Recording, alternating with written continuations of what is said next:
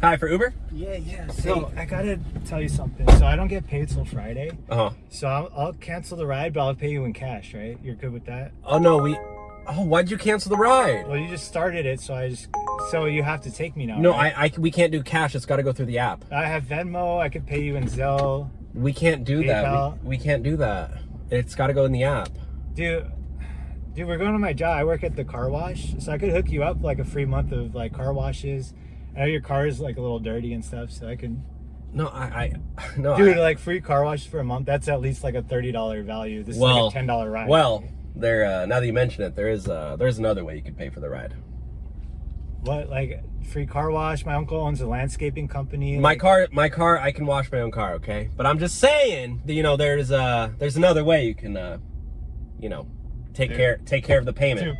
Dude, let me the fuck, dude. What? I don't swing that way, dude. What are you talking about? I already canceled it. Yeah, you're right. Like you said you wanted to pay another way. You said you were down for anything.